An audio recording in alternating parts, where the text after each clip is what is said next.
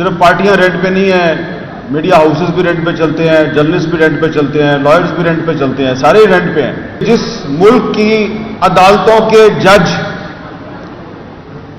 اپنے لیے انصاف مانگنے کے لیے فریادیں کر رہے ہیں، وہ ہیومن رائٹس کو کیسے پروٹیکٹ کریں گے؟ پاکستان کے جو صحافی ہیں ان کو اب جرنلزم چھوڑ کے کہا جا رہا ہے تم کرنلزم کرو۔ ہم نے تو بھائی جرنلزم ہی کرنی ہے، وہ والا کام نہیں کرنا جو جنرل ضیاء اللہ کے دور میں ہوتا تھا یا جنرل پرویز مشرف کے دور میں ہوتا تھا۔ کہ آج کل پاکستان میں سب کچھ رینٹ پہ چلتا ہے اور صرف پارٹیاں رینٹ پہ نہیں ہیں، میڈیا ہاؤسز بھی رینٹ پہ چلتے ہیں، جرنلسٹ بھی رینٹ پہ چلتے ہیں، لائرز بھی رینٹ پہ چلتے ہیں، سارے رینٹ پہ ہیں۔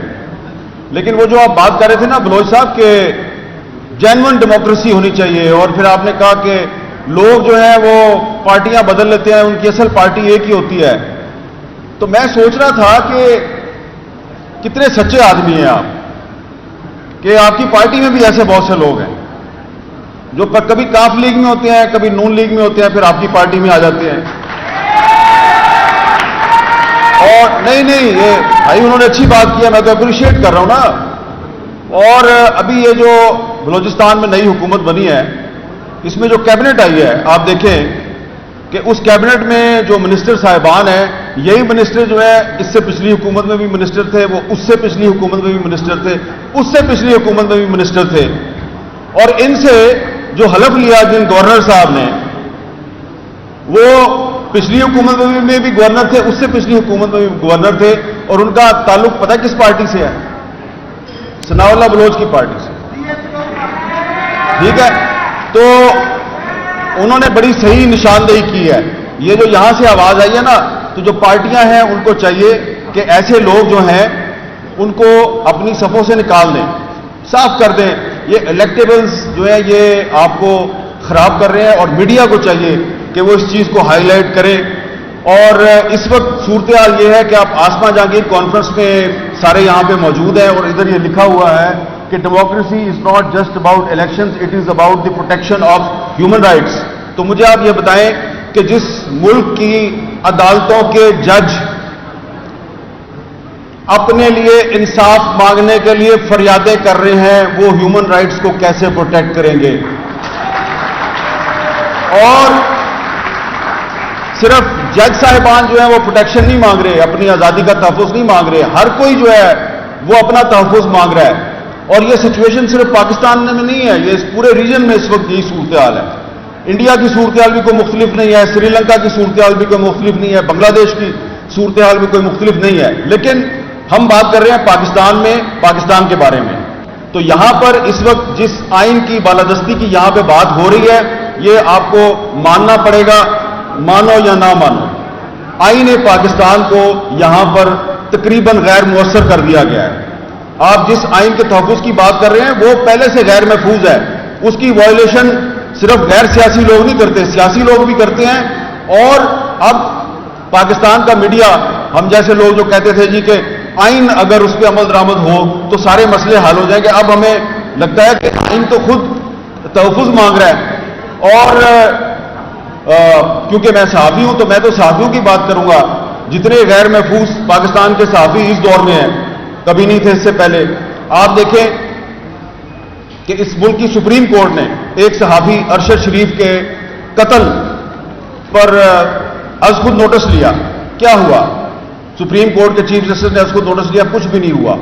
ایک انکوائری ٹیم کینیا بھیجی، واپس آئی، کچھ نہیں ہوا۔ پھر ایک اور JIT بنی، اس نے لوگوں سے بیانات لیے، کچھ نہیں ہوا۔ تو ہمیں یہ لگ رہا ہے کہ پاکستان کے جو صحافی ہیں ان کو اب جرنلزم چھوڑ کے کہا جا رہا ہے تم کرنلزم کرو۔ تو ہم نے تو بھائی جرنلزم ہی کرنی ہے، وہ والا کام نہیں کرنا جو جنرل ضیاء اللہ کے دور میں ہوتا تھا یا جنرل پرویز مشرف کے دور میں ہوتا تھا۔ تو اس لیے ابھی جب میں آ رہا تھا تو آنے سے پہلے، کیونکہ کل رات کو آپ نے دیکھا ٹی وی چینلز پہ ایک سینیٹر صاحب نے کہا کہ میں تو جناب 1.5 سال سے کہہ رہا ہوں کہ مجھے کوئی عدالت بلائے تو میں بتاؤں گا کہ ارشد شریف کو کس نے مارا۔ تو میں نے پھر آج آتے ہوئے اسلام آباد ہائی کورٹ میں پٹیشن دائر کر دی ہے کہ ایک جوڈیشل کمیشن بنائے، اور جس کسی کے پاس بھی کوئی انفارمیشن ہے کہ ارشد شریف کو کس نے مارا وہ اس کمیشن کے سامنے آگے بتائے۔ تو اب دیکھتے ہیں کہ ارشد شریف کا جو قتل ہے اس کا کوئی ذمہ دار جو ہے وہ سامنے آتا یا نہیں آتا. اور دوسری بات یہ ہے کہ یہاں پہ آگے تقریریں کرنا بڑا آسان ہے، لیکن یہ جو لوگ یہ کانفرنس آرگنائز کرتے ہیں ان کے مسائل کو بھی سمجھیں.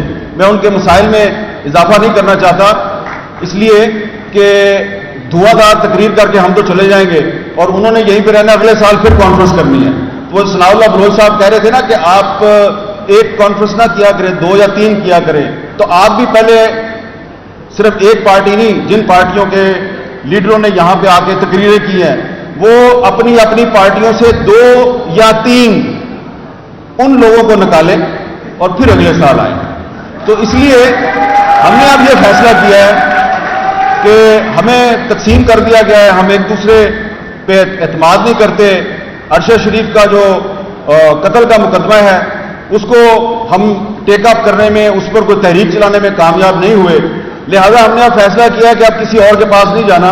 اب ہم جو آپ لوگ کہتے ہیں نا یہ ٹی وی اینکر جو ہیں یہ بات کیوں نہیں کرتے، ٹی وی اینکر نے وہ بات کیوں نہیں کی، تو آپ کو تو پتا ہے بھائی ہم تو پالیسی میکر نہیں ہیں، چینل کسی اور کا ہے، ہم تو اس میں بیٹھ کے بات کر رہے ہوتے ہیں.